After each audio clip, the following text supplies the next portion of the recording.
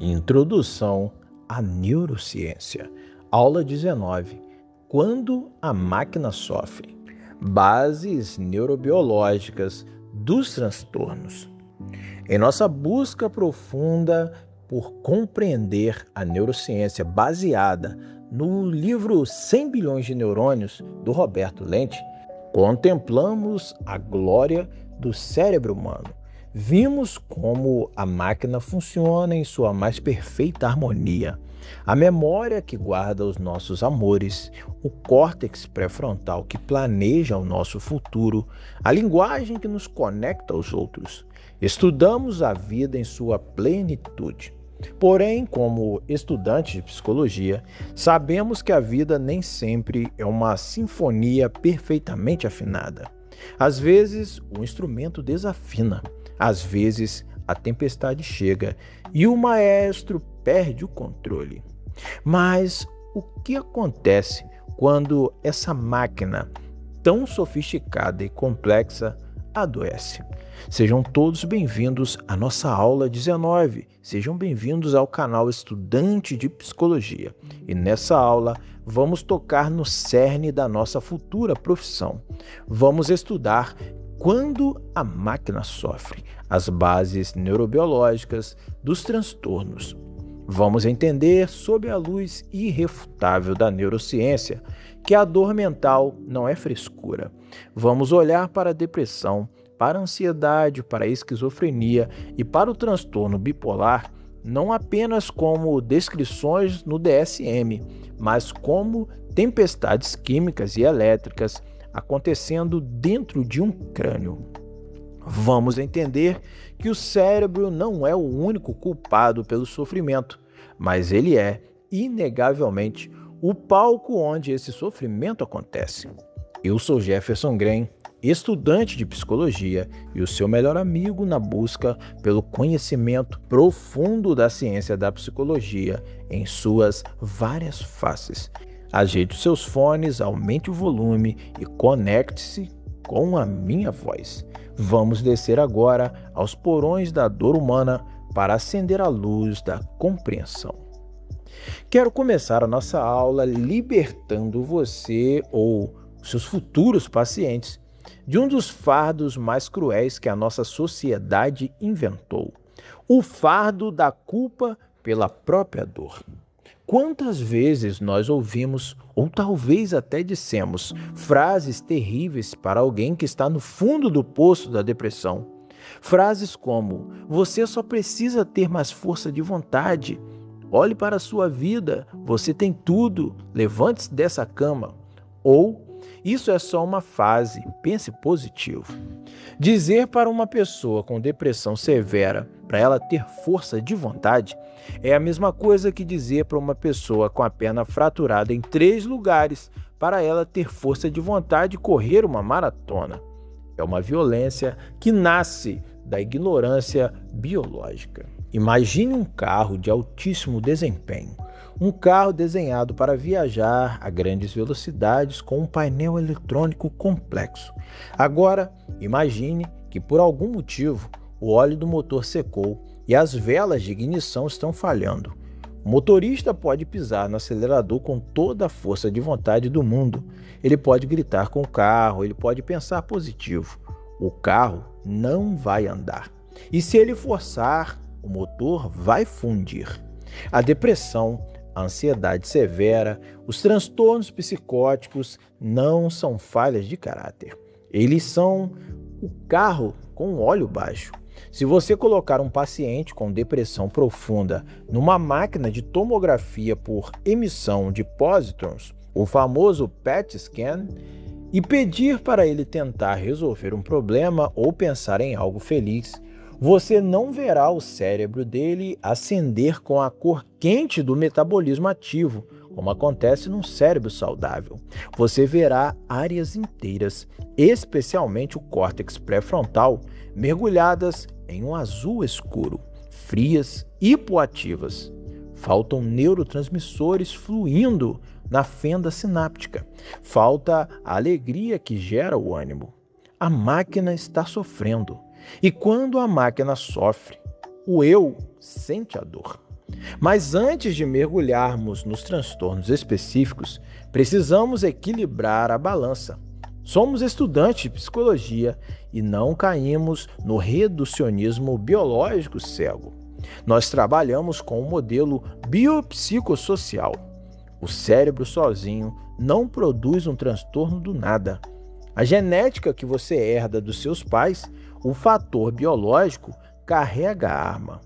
Mas são as experiências da infância, os traumas, o estresse do trabalho, a pobreza, o luto e as relações tóxicas, os fatores psicológicos e sociais que puxam o gatilho. O ambiente altera a química do cérebro e a química do cérebro altera a forma como vemos o ambiente. É um ciclo e a nossa jornada dessa aula é entender a mecânica desse ciclo quando ele adoece. A nuvem escura, a neurobiologia da depressão maior.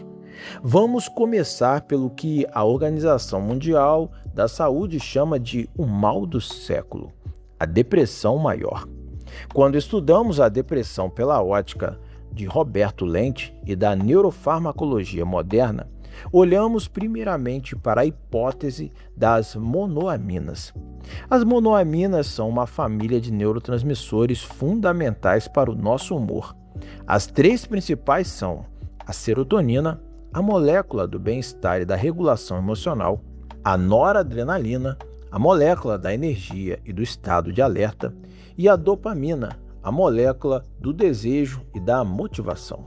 No cérebro deprimido, há uma desregulação brutal na síntese, na liberação ou nos receptores desses três maestros. É por isso que a depressão não é apenas ficar triste. A tristeza é um sentimento humano normal que vem e passa. A depressão é uma falha sistêmica. Sem serotonina suficiente, o paciente perde o chão emocional, sente uma angústia vazia, altera o sono e o apetite. Sem noradrenalina, ele não tem energia para levantar o braço, tomar um banho parece escalar o Everest. É a letargia física. Sem dopamina, ocorre a anedonia, que é o sintoma mais cruel da depressão, a incapacidade absoluta de sentir desejo e motivação. As coisas que o paciente mais amava, a comida favorita, o hobby, o abraço do filho, tornam-se completamente neutras e sem cor.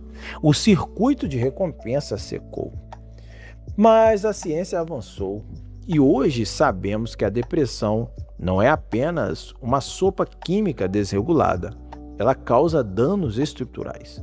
Lembra do nosso hipocampo?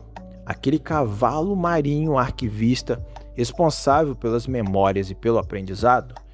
Estudos mostram que em pacientes com depressão crônica não tratada, o hipocampo diminui de tamanho, ele literalmente encolhe. Isso ocorre porque o estresse crônico que acompanha a depressão reduz drasticamente a produção de uma proteína mágica chamada BDNF, fator neurotrófico derivado do cérebro, que é como se fosse o adubo que mantém os neurônios vivos e crescendo. Sem esse adubo, os neurônios do hipocampo murcham, as estradas da memória e do aprendizado se desfazem. É por isso que o paciente deprimido tem lapsos de memória, dificuldade de concentração e a sensação de que está ficando menos inteligente. Os antidepressivos, como os inibidores seletivos de recaptação de serotonina, não agem como pílulas da felicidade. Eles não te deixam eufórico. O que eles fazem é aumentar o nível de neurotransmissores na fenda sináptica para que, com o passar das semanas, o cérebro volte a produzir o BDNF. O remédio reconstrói a estrada neural e, quando aliado à psicoterapia, que ensina o córtex pré-frontal a pavimentar novos caminhos de pensamento, nós devolvemos o volante ao paciente. O alarme quebrado. Os transtornos de ansiedade. Se a depressão é o carro sem combustível, a ansiedade patológica é o carro cujo alarme disparou, a sirene está gritando no volume máximo e o dono perdeu a chave para desligar. Nós estudamos o medo na aula 15. Vimos que a amígdala é o nosso radar de ameaças. Em um cérebro saudável, se um leão aparecer na sua frente, a amígdala aciona o alerta, o seu corpo produz adrenalina e você corre. Quando o leão vai embora, o seu córtex pré-frontal diz: ok, o perigo passou, e você se acalma. Isso é ansiedade natural, fundamental para a nossa sobrevivência. O problema ocorre quando esse circuito hipertrofia e se desregula. Nos transtornos de ansiedade, como o transtorno de ansiedade generalizada, a síndrome do pânico ou o transtorno de estresse pós-traumático, a amígdala está no estado de hiperatividade crônica. Ela enxerga leões onde só existem gatinhos. O paciente com transtorno de ansiedade generalizada sofre porque o eixo HPA, hipotálamo pituitária adrenal, do seu cérebro está constantemente bombeando cortisol, o hormônio do estresse, para a corrente sanguínea. O corpo do paciente reage como se ele fosse morrer a qualquer instante. O coração bate rápido, a respiração fica curta, os músculos dos ombros e da mandíbula ficam travados, o estômago dói. E no meio dessa tempestade, há um neurotransmissor inibitório que deveria estar freando isso tudo. Lembra dele? Ele mesmo, o GABA, ácido gama-aminobutírico. O GABA é o principal calmante natural do cérebro. Em quadros de ansiedade severa, há uma falha nos receptores de GABA. É por isso que os medicamentos ansiolíticos da família dos benzodiazepínicos, como o clonazepam ou o diazepam, funcionam. Eles se ligam aos receptores de GABA e abrem a porta com força, forçando o cérebro a desacelerar a sua eletricidade. Na síndrome do pânico, a falha é ainda mais aguda. É uma tempestade elétrica súbita nos circuitos do tronco encefálico e do sistema límbico. O paciente está no supermercado e, do nada, o cérebro dispara a via do medo da morte iminente. O indivíduo tem certeza absoluta de que está infartando ou perdendo a razão. E, psicologicamente, o terror de ter um novo ataque faz com que a vida da pessoa vá se encolhendo, parando de sair de casa, parando de viver. Entender essa biologia tira o estigma do paciente. Mostrar a ele que o seu cérebro está sofrendo um sequestro da amígdala ajuda a desvincular a identidade dele do sintoma.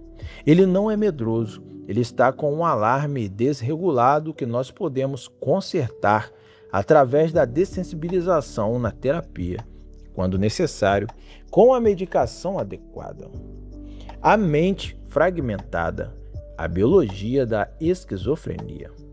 Descemos um degrau ainda mais profundo na dor estrutural do cérebro. Vamos falar sobre a esquizofrenia, o transtorno que talvez mais carregue o peso do estigma, do medo e da incompreensão social. A palavra esquizofrenia vem do grego significando mente cindida ou mente dividida. Não é de forma alguma múltipla personalidade, como o cinema às vezes inventa. É uma cisão entre o pensamento, a emoção e a realidade. É a máquina perdendo a capacidade de distinguir o que vem de dentro do que vem de fora. O grande protagonista biológico da esquizofrenia atende pelo nome de dopamina. Na esquizofrenia, nós lidamos com o paradoxo dopaminérgico. Nas vias mesolímbicas, lá no fundo do cérebro, há um excesso absurdo de dopamina. Essa tempestade de dopamina hiperativa as áreas que dão significado às coisas. Como resultado, coisas neutras, um carro vermelho passando na rua, o âncora do telejornal falando, ganham um significado assustador e autorreferencial para o paciente. É a base dos delírios, crenças falsas de perseguição ou grandeza. Junto com isso, nós temos as alucinações, especialmente auditivas. O paciente escuta vozes claras, muitas vezes xingando ou dando ordens. A neurociência nos provou algo fascinante e trágico através do exame PET scan. Quando o paciente ouve as vozes, as áreas da linguagem no cérebro dele, como a área de Wernicke e o córtex auditivo primário, realmente se acendem. O cérebro está ouvindo a própria voz interna, o próprio pensamento, mas devido a uma falha na rede de comunicação, ele rotula essa voz como externa e pertencente a outra pessoa. É o cérebro alucinando a si mesmo. E para piorar o paradoxo, enquanto falta freio no sistema límbico, falta dopamina no córtex pré-frontal do esquizofrênico. Essa falta gera os chamados sintomas negativos: apatia profunda, embotamento afetivo, o rosto perde a expressão, falta de higiene e alogia, pobreza na fala. Além da química, há a estrutura. Exames de ressonância magnética mostram que o cérebro do paciente esquizofrênico sofre uma perda acelerada de massa cinzenta ao longo da vida e um alargamento dos ventrículos, as cavidades com líquido no meio do cérebro. Cuidar de um paciente com psicose é, talvez, o teste definitivo da nossa empatia. É compreender que, para ele, o monstro na sala é tão real quanto a gravidade. A nossa função não é discutir a realidade do delírio, mas acolher a angústia desesperadora de viver em um mundo que perdeu as suas regras de física e lógica. O pêndulo biológico, o transtorno bipolar. Para fechar o nosso quadro de sofrimentos severos, nós olhamos para a doença do pêndulo, o transtorno afetivo bipolar. Se na depressão temos a falta de energia e o rebaixamento do humor, no transtorno bipolar nós temos uma máquina incapaz de manter a sua termodinâmica emocional estabilizada. O cérebro oscila entre dois polos opostos e devastadores. De um lado do pêndulo, o paciente cai no abismo da depressão maior, com todo o peso químico e a anedonia que já descrevemos. Mas, de forma cíclica, que pode durar semanas ou meses, o pêndulo oscila violentamente para o lado oposto, a fase da mania. A fase da mania não é ficar muito alegre. É um estado de hiperatividade neuroquímica. O cérebro é inundado por noradrenalina, dopamina e glutamato. A pessoa perde completamente a necessidade de dormir. Ela pode dormir 2 horas por noite e acordar com a energia de quem tomou 10 cafés expressos. O pensamento acelera a um ponto em que a boca não consegue acompanhar. Nasce a grandiosidade, a impulsividade destrutiva. O córtex pré-frontal perde o controle inibitório. O paciente gasta todo o dinheiro que não tem, envolve-se em riscos sexuais ou físicos e sente-se imbatível. É o motor rodando a 10.000 rotações por minuto, até fundir. E quando funde, a depressão volta de forma esmagadora. A neurobiologia do transtorno bipolar ainda guarda mistérios, mas sabemos que há um problema profundo nos canais de íons das células nervosas, sódio e cálcio, e nas mitocôndrias, as usinas de energia do neurônio. A célula não consegue regular a sua excitabilidade. É por isso que os antidepressivos comuns muitas vezes são perigosos para bipolares. Eles podem atuar como combustível e jogar o paciente para a mania. O tratamento padrão ouro para a bipolaridade passa pelos estabilizadores de humor, como o lítio. O lítio, um elemento químico da tabela periódica, entra no neurônio e age lá dentro, estabilizando as proteínas e os canais de íons, acalmando as oscilações da membrana. Ele atua como um amortecedor para o pêndulo. Compreender o transtorno bipolar na clínica é ajudar o paciente a mapear os primeiros sinais de que o pêndulo está começando a balançar, para que possamos intervir antes que a tempestade se instale. Meu amigo, minha amiga, olhamos para o abismo nessa aula, mas nós não fizemos isso para sairmos assustados ou desesperançosos. Nós olhamos para as falhas da máquina para desenvolvermos a ferramenta mais importante do nosso jaleco ou da nossa poltrona de atendimento. a profunda e reverente empatia.